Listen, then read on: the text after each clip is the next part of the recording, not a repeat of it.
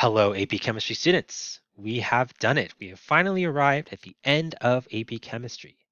This is going to be the last lecture, so congratulations on getting this far. This one's going to cover Unit 9, Part 2 on coupled reactions and electrochemical cells. And it's going to cover sections 9.6 through 9.10. So our learning objectives here are to explain the relationship between external sources of energy or coupled reactions and their ability to drive thermodynamically unfavorable processes, to explain the relationship between the physical components of an electrochemical cell and the overall operational principles of the cell, to explain whether an electrochemical cell is thermodynamically favored based on its standard cell potential and the constituent half reactions within the cell, to explain the relationship between deviations from standard cell conditions and the changes in the cell potential, and to calculate the amount of charge flow based on changes in the amounts of reactants and products in an electrochemical cell. So as we've previously discussed, reactions can either be thermodynamically favored or thermodynamically unfavored. And this is usually based off of the entropy and enthalpy of the reaction. And if a reaction is determined to be thermodynamically unfavorable, that means that they can proceed, but they won't proceed without an external source of energy.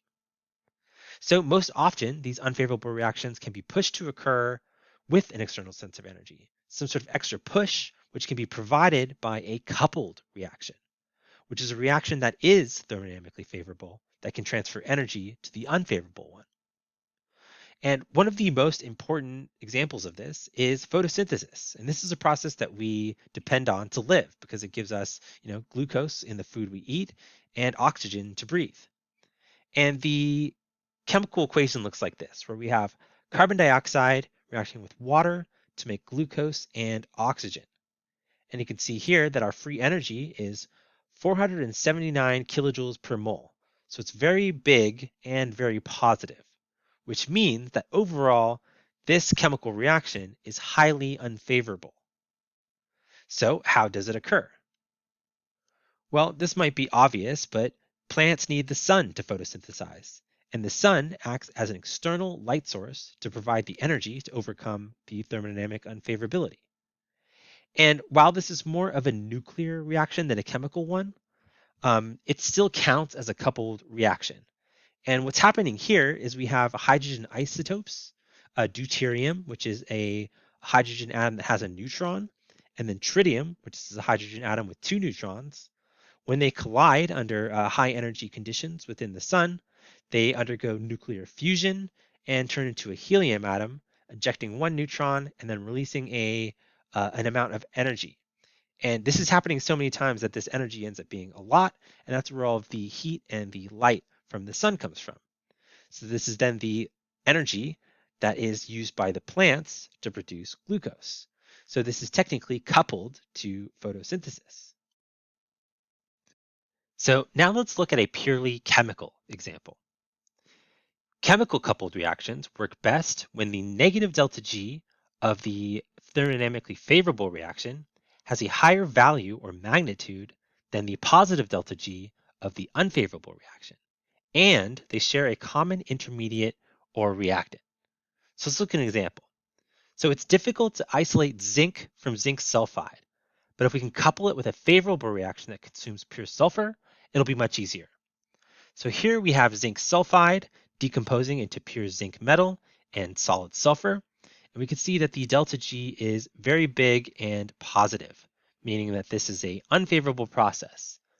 But if we link it up with another equation, and here we have one that has a shared intermediate of this sulfur that's then reacting with oxygen gas to produce sulfur dioxide, we can see that this second reaction has a very negative delta G.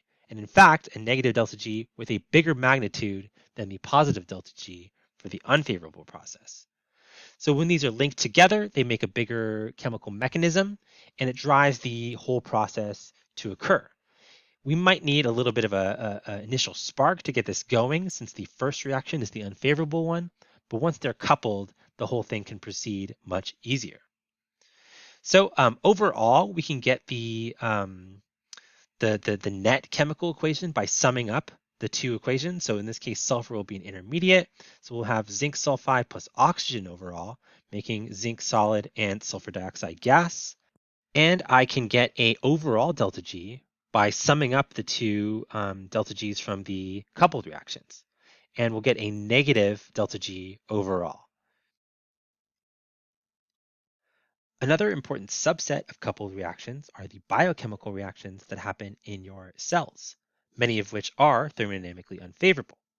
And they depend on the presence of a molecule called ATP, or adenosine triphosphate, that reacts with water to make ADP, adenosine diphosphate, or AMP, adenosine monophosphate, and produce a bunch of energy in the process that can then drive countless unfavorable reactions in the cell by being coupled to it, providing a constant source of biochemical energy. If we look at the actual chemical reactions here, we have ATP reacting with water to make ADP and a phosphate. And here we can see that the delta G is negative 30.5 kilojoules per mole.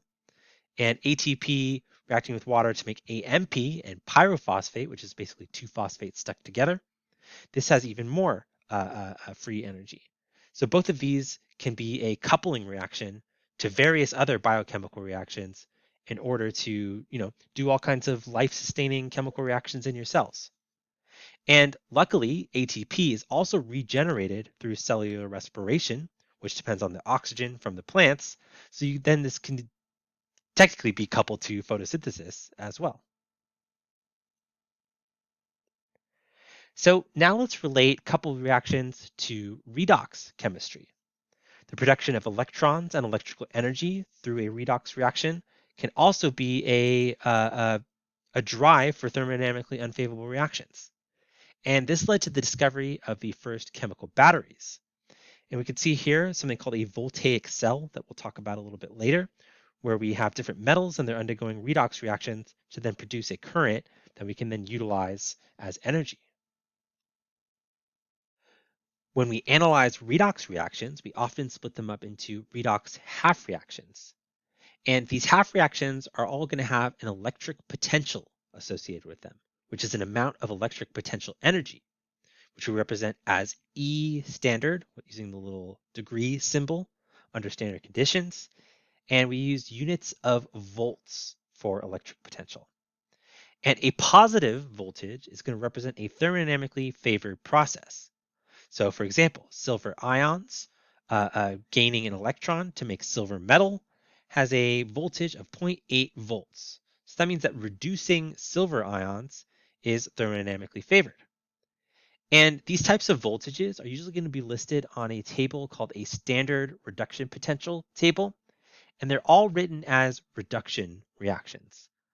But if we wanted to talk about an oxidation reaction, we would just find the corresponding reduction reaction and flip it. So for example, the last one, in case we wanted to talk about silver being oxidized instead of reduced, we would just flip the equation.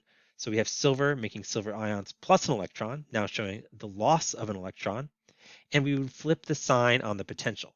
So now our potential is negative 0.80 volts, which means that the oxidation of silver is going to be a thermodynamically unfavored process. And in general, the bigger and more positive the voltage value is, the more likely that reaction is to happen, and the less likely it's going to need a driving force. So here's just an example of what a standard reduction potential table looks like.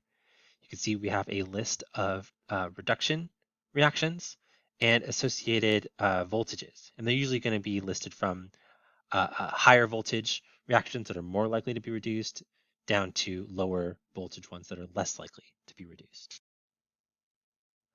So say we wanted to calculate the potential of a full redox reaction. Well, we could do so using the following equation, where the potential of the overall reaction is going to be equal to the potential of the oxidation process plus the potential of the reduction process. So for example, say we had a mixture of tin metal, copper metal, tin ions in solution, and copper ions in solution. What reaction is going to take place if we mix all of this together? Well, first we need to consider which substances will be reduced. And we can think about that in terms of their reduction half reactions. So copper 2 plus getting 2 electrons to make copper metal is going to have a potential of 0.34 volts, whereas tin ions plus electrons making tin metal is going to have a potential of negative 0.14 volts. And we need to ask ourselves which one of these is more likely. Well, we know the more positive the reduction potential is, the more likely it is to happen. So that tells us that copper is more likely to be reduced. And since it needs to gain those electrons from somewhere, that the tin is going to be more likely to be oxidized. And if we were to flip the tin one, we could see that it then gains a potential of 0.14 volts. And if we were to compare that to copper being flipped, it would be negative 0.34 volts, which then tells us that the tin metal is going to be more likely to be oxidized. So then if we want to sum together these two values, one for the reduction potential and then one for the oxidation potential, the sum of the two will be the potential of the overall reaction, which will then be the sum of the two half reactions. So since copper is being reduced here, we sum that up with tin being oxidized, and we get the overall reaction of tin metal plus copper ions, making tin ions and copper metal. And the two electrons are going to get canceled out because they appear on both sides. And then the full reduction potential is going to be the sum of the reduction potential and the oxidation potential, which is going to be 0.48 volts overall. Now let's look at an example of a redox reaction where it's not one-to-one. So in a reaction between zinc and silver, we're going to need 2 silver ions per every 1 zinc. So let's look at our half reactions. So silver tends to gain 1 electron to become a silver solid and has a potential of 0.8 volts.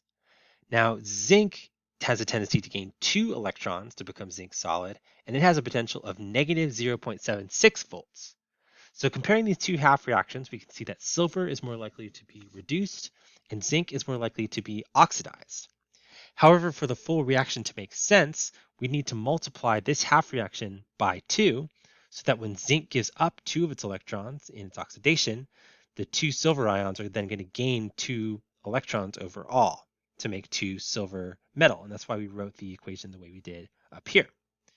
Now to get the potential overall for this reaction, we're going to sum up the oxidation potential plus the reduction potential, and that's going to be positive 0.76 volts because we flipped this one for oxidation, plus 0.8, giving us 1.56 volts overall. And you'll note here that even though I multiplied this reaction by 2 to get the full redox reaction, I didn't multiply the voltage by 2. So the mole ratio of electrons doesn't affect the overall potential. And this might seem counterintuitive, but imagine you're rolling a ball down a hill. The speed at which the ball goes, or the energy that the ball is going to have as it rolls down the hill, is going to be based off of the size of the hill and how steep the hill is, and not about how many balls are rolling down the hill. And you can think about electrons the same way. The potential for an electron to move from one place to another is going to be based off of the energy level differences of those two places, and nothing about the electrons themselves. So let's do another practice. So say we were given solid silver and lead, and then silver and lead ionic solutions. We wanted to determine the favored half reaction that could occur, the full balanced reaction, and the electric potential of the reaction overall. So if we reference our reduction potentials, we could see that silver is 0.80 volts, and lead is negative 0.13 volts. So this tells us that the silver is more likely to be reduced, and the lead is more likely to be oxidized. So for the lead one, we flip it. So now we have positive 0.13 volts for our oxidation process. And since this is transferring 2 electrons, we're going to need to multiply our silver reaction by 2. And our total equation overall is going to be 2 silver ions plus lead, making 2 silver plus lead ions. And to get the potential overall, we're going to sum our oxidation and our reduction potentials. So it's going to be 0.80 for the reduction and 0.013 for the oxidation. I should have wrote those reversed. Live edit. So yeah, this is going to have a potential of 0.93 volts overall. So I mentioned earlier that the electric potential being generated by these redox reactions can then be coupled with other processes to act as an external energy source. And this is done through the creation of something called a Voltaic cell, which is sort of the premise behind the first batteries. And it's going to look a lot like the last few problems where we have some metals combined with metal ions to generate a thermodynamically favorable redox reaction. And the primary example of this is something called a galvanic cell, which is the thermodynamically favorable type of a voltaic cell. So let's look at a classic example of the reaction between zinc and copper. So the overall reaction looks like this, where we have zinc metal and copper ions making zinc ions and copper metal. So we're already starting from the assumption that the copper is going to be reduced and the zinc is going to be oxidized. And we have our half reactions written here. So the overall potential is going to be 0.34 volts plus 0.76 volts to get 1.10 volts of electric potential. And this is somewhat large, so this is going to generate a lot of electrical energy if we can hook it up right, though doing so is somewhat complicated. So a galvanic cell is usually assembled in the following way, where we have our two metals, our copper and our zinc, and they are dipped in a solution containing their own ions. So the copper is dipped in a copper ion solution, and the zinc is dipped in a zinc ion solution. And since we're trying to generate an electric current, we're going to have a complete circuit because otherwise current cannot flow. So to do so, we connect the two pieces of metal, which are called electrodes, with a wire, and then we're going to have some way of connecting the two solutions, but I'm going to talk about that in a sec. So we know based off of the overall reaction that zinc is going to be oxidized and copper is going to be reduced. So as the reaction starts, zinc is going to give up its electrons, which are going to flow from the zinc electrode to the copper electrode, which is then going to gain them. And in general, in a cell, we call the electrode that is being oxidized the anode, and the electrode that is being reduced the cathode. And a mnemonic device for this is anox red cat. The anode is where oxidation occurs, and reduction occurs at the cathode.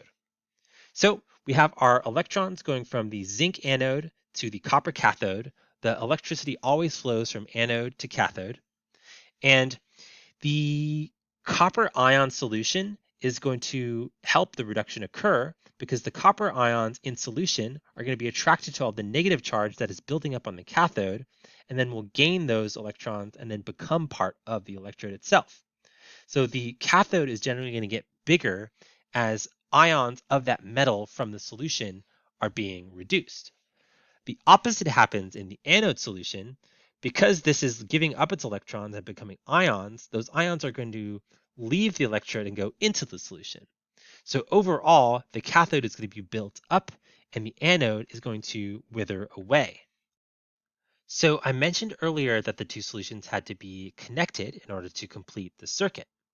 And this is done with something called a salt bridge, which can come in various forms, but it's going to be some way of connecting the two solutions, either through a tube containing a liquid or a membrane or some way of connecting the two solutions that ions can flow through. And the salt bridge is usually going to contain some sort of ionic material. In this case, we have sodium sulfate. And the purpose of that is that if we think about the copper ion solution, so we have a certain amount of copper ions, they probably have some sort of negative counter ion. It doesn't really matter what they are, but we know that as the copper ions are being reduced, they're leaving the solution. So that means that the positive charge of the solution is going to go down. And that's where the sodium sulfate comes into play, because then these sodium ions that are part of the salt bridge can then flow into that solution, to replace the positive ions that are being lost and maintain electrical neutrality in the solution. And a similar thing happens in the zinc ion solution because we have zinc ions that are being added to the solution. So the positivity of the solution is going up, and it's going to need more negative ions to counterbalance it. So that's where the sulfate comes into play. So all of this zinc 2 plus charge that is building up is going to attract the sulfate ions to this solution to then balance out the charge and achieve electrical neutrality. And this also serves another purpose as being a way to complete the circuit, because if we remember, the electrons are going to flow from the anode to the cathode, which means that the negativity needs to continue to flow in this direction in order for the circuit to be complete.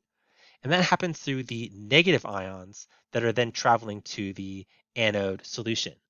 So the fact that we have negative going from here to here, and then negative going from the salt bridge to this solution, then will complete our circuit. So now imagine you have a piece of silver metal and a piece of cadmium metal, and then ionic solutions of both of those metals. I want to determine the reaction potential and assemble a galvanic cell using potassium nitrate as a salt bridge. And we're also going to try to label the anode and cathode and show which direction the current is going to flow in. So the best place to start is to look at our reduction half reaction potentials. So silver's potential is 0.84 volts, and cadmium's reduction potential is negative 0.040 volts. This tells us that the silver is going to be reduced and the cadmium is going to be oxidized. So we're going to want to flip this second equation to then get a positive 0.4 volts for the oxidation of cadmium. And we know that the electrode that's going to be reduced is going to be the cathode. So that means that the silver is going to be our cathode, and the metal that's going to be oxidized is going to be our anode. So the cadmium is going to be our anode. And now that we have our reduction potential and our oxidation potential, we can add them up to get the total potential. So 0.8 plus 0.4, we get 1.2 volts of electricity overall for this redox reaction. And it's going to be 2 to 1 because we need 2 silvers to gain 2 electrons to match the 2 electrons that each cadmium is giving up. So our overall reaction is going to be 2 silver ions plus cadmium, making 2 silver metal plus 1 cadmium ion. Now let's assemble our cell. So I already mentioned that the cadmium is going to be the anode and the silver is going to be the cathode. And those are both going to be dipped into a solution of their own ions. So we have a cathode in a silver solution and a anode in a cadmium solution. And the electrons are going to flow from the cadmium to the silver. And then for our potassium nitrate salt bridge, the potassium ions are going to flow into the what was the silver ion solution as the silver ions then become part of the cathode. And then the nitrate ions are going to flow into the cadmium solution to balance out the addition of the positive cadmium cations as the cadmium anion is oxidized. So I mentioned that a galvanic cell is a thermodynamically favorable version of a voltaic cell. Well, it's not going to generate electricity forever. Eventually, it's going to stop. And that happens when we reach an equilibrium of sorts. When the anode is fully oxidized, or there's no longer a balance of charge in the solutions. Just think about a battery. A battery runs out eventually, and the reaction is going to stop occurring. But in order to get it to work again, we can try to recharge it, much like we would recharge the battery on a phone.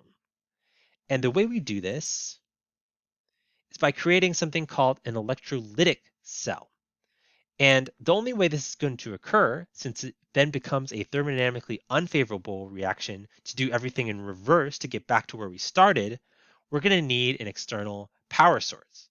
Much like you need to plug your phone into an outlet in order to recharge its battery. And what happens when we make an electrolytic cell is everything becomes reversed. The metal that was the cathode becomes the anode, and vice versa. The solution where oxidation was occurring becomes the solution where reduction is occurring. Basically, everything gets flipped. Also, the cell potential gets flipped. In the example here, our cell potential for a galvanic cell was 0.1 volts, which means that the cell potential for our electrolytic cell is going to be negative 0.1 volts. But do remember that the electrons still flow from the from the anode to the cathode. So in this case, if the electrons were flowing in this direction in the electrolytic cell, they're going to flow in the opposite direction when what was the cathode then becomes the anode. We can also relate the free energy to the electrochemistry through the following equation. So delta G is equal to negative NFE standard, where N represents the number of moles of electrons being transferred in the reaction, and F represents something called Faraday's constant, which is equal to 96,500 coulombs per mole of electrons. Coulombs are a unit of electrical charge. And then the E here is the reduction potential for the reaction. And it's in volts technically, but this thing's still going to turn out to be in joules per mole overall, because 1 volt is actually equal to 1 joule per coulomb. So say we wanted to figure out what delta G for the reaction we looked at earlier is, where we have copper ions reacting with zinc to make copper metal and zinc ions. Well, if we know that the potential is 1.1 volts, we can plug that in as E standard in our equation. That's going to be multiplied by 96,500 coulombs per mole of electrons as our Faraday constant. And then since we know that the copper 2 plus is going to become copper and the zinc is going to become zinc 2 plus, that's 2 electrons being transferred in the overall equation. So we're going to multiply that by 2.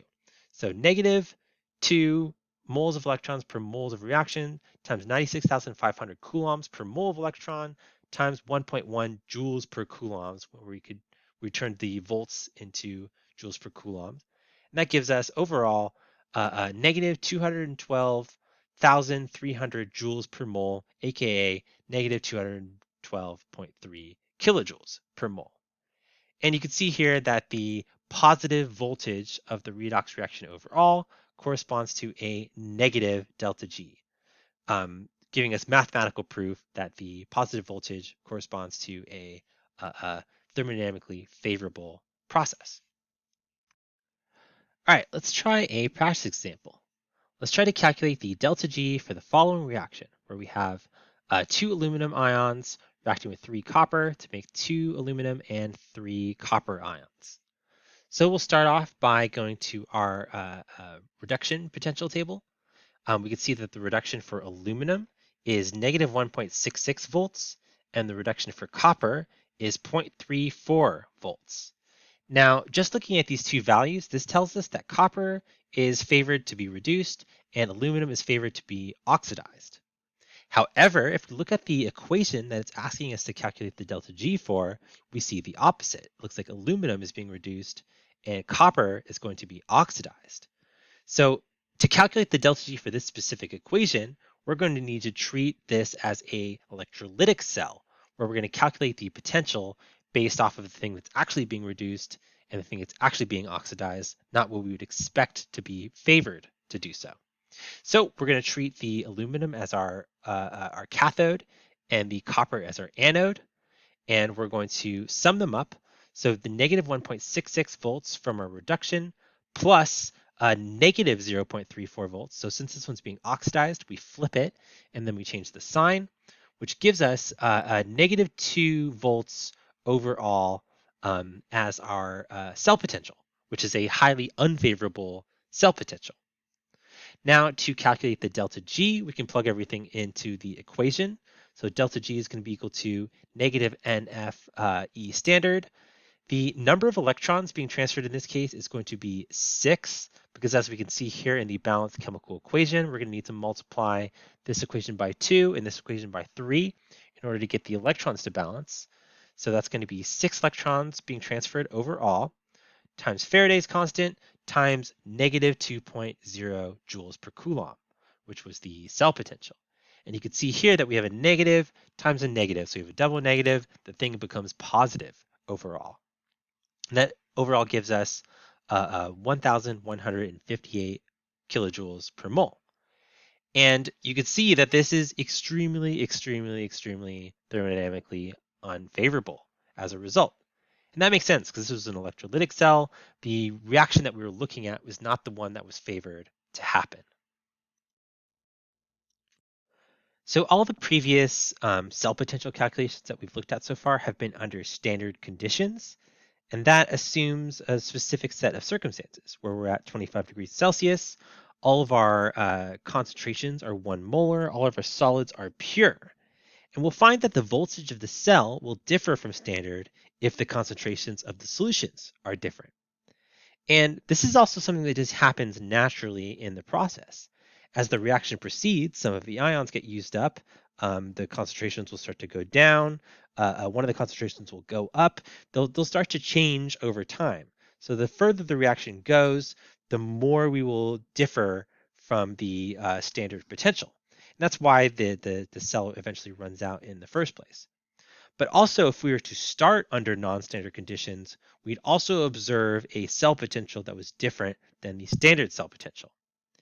And the difference between the standard and the non-standard conditions can be determined by something called the Nernst equation, where we have the non-standard condition is equal to the standard condition cell potential minus RT over NF, where R is 8.314 joules per mole per degree Kelvin. This is a energy constant that's related to the gas constant that we saw much earlier in the school year, times the temperature in Kelvin, divided by the number of electrons transferred, times the Faraday constant.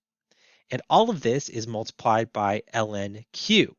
And if you remember from the equilibrium topics, Q is equal to the reaction quotient, which is a like pseudo equilibrium expression where we have the concentration of products over the concentration of reactants.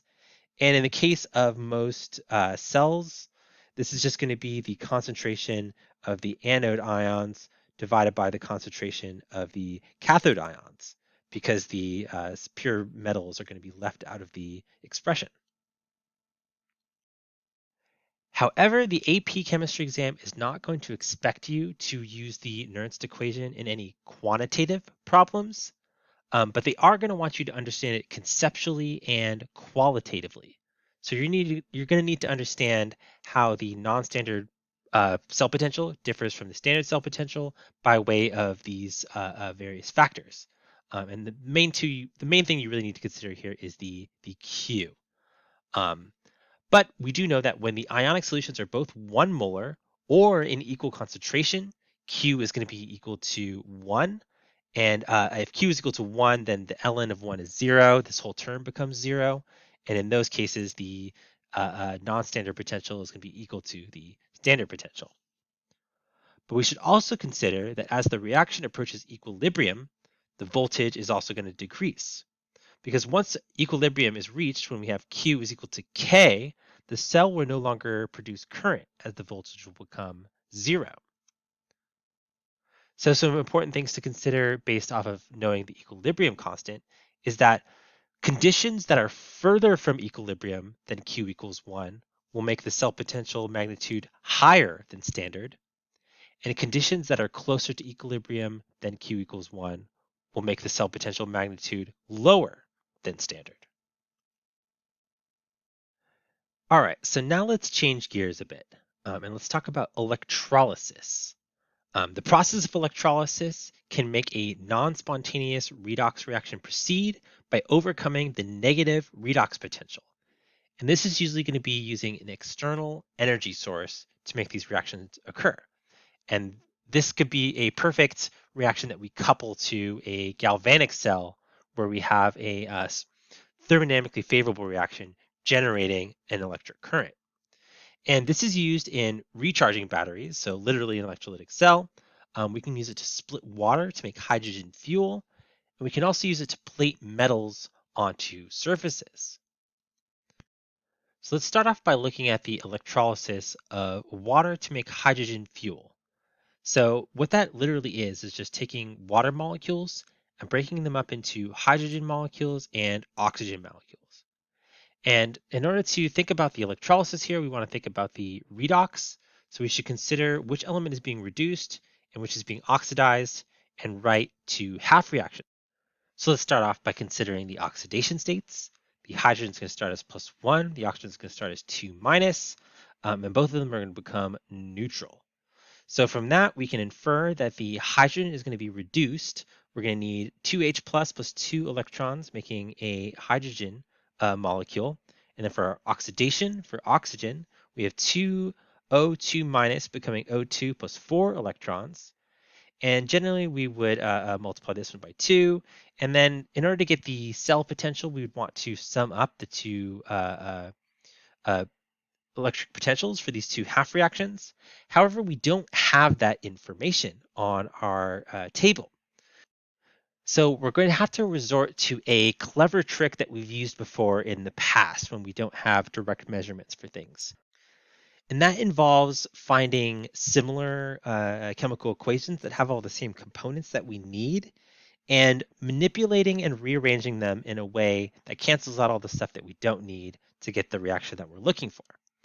Now, these two half reactions here can be found on standard reduction potential tables. So we can see here we have oxygen and water in this first one. We have water and hydrogen in the second one.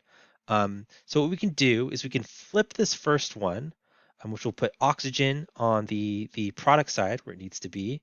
Um, and then the second one, we can multiply it by 2 to get 4 electrons so that the electrons can cancel out in each. And we'll end up with 4 OH on one side, 4 OH on the other side. That gets canceled out. We're going to have 4 water molecules on the reactant side here, and then 2 water molecules on the product side here when we flip this one. So 2 of them are going to get canceled out. And then overall, we're going to end up having 2H2O making 2H2 plus O2, which is the reaction that we were looking for. And then we can just sum up our potentials and we end up with negative 1.23 volts.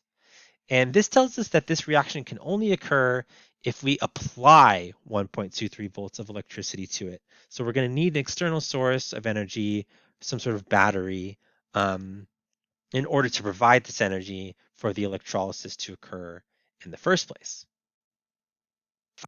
So another application of electrolysis is using an electrolytic cell type setup in order to coat one object, one metal, with another metal. And the way this works is by designating one of the metals as what's called a sacrificial anode that is mainly being used to dissolve in solution and make ions. So in this case, we have copper that is being hooked up to a battery in a way that makes it the anode that will draw electrons from it. And as that happens, the copper ions or the copper metal is oxidized into copper ions, which go into the solution. And as the electrons transfer from the anode to the cathode is then going to get a big buildup of negative charge, which is then going to attract these copper ions in solution. And then the copper is going to then coat whatever the cathode was. So we set this up in a way that the anode is going to be the metal we want to plate, and the cathode is going to be the metal that we want to plate onto. And when I do this lecture in class, I usually show this video below. It's a demonstration of an electrolysis of this type by a guy that works in a motor shop, and it's kind of funny, and he has an interesting homemade setup. So I recommend watching that. So we can also do some quantitative analysis when it comes to electroplating using electrolysis. So let's consider the example of the video that I just recommended. In that he uses zinc to make some parts rust proof. And if we consider the reduction of zinc ions becoming zinc metal, we could see that the potential is thermodynamically unfavorable. So that means that we're going to need to use some sort of outside energy source, a battery or something like that in order to drive this reaction to occur and overcome the negative potential. And let's think about the actual current being applied here. So current is usually measured in a unit called amperes, which is a measure of the electricity in units of coulombs per second. So 1 amp, which is in current, which is usually represented by the variable I, is equal to Q over T. So the number of coulombs per second. So the amount of electrical charge per amount of time. And we know that transferring 1 mole of electrons is equal to the Faraday constant. So we can use this information in tandem to answer questions like this of how many moles of electrons are transferred when 1 mole of zinc is reduced, and how long would it take with a current of 10 amps. So we can do this through dimensional analysis. So if we know that 1 mole of zinc is going to produce 2 moles of electrons per zinc atom because we're forming zinc 2 plus ions, that's going to be 2 moles of electrons transferred per every 1 mole of zinc being reduced. And we know that the Faraday constant says that there's 96,500 coulombs of charge per 1 mole of electron. So then I can then use that as a conversion factor to coulombs, canceling out the moles of electrons.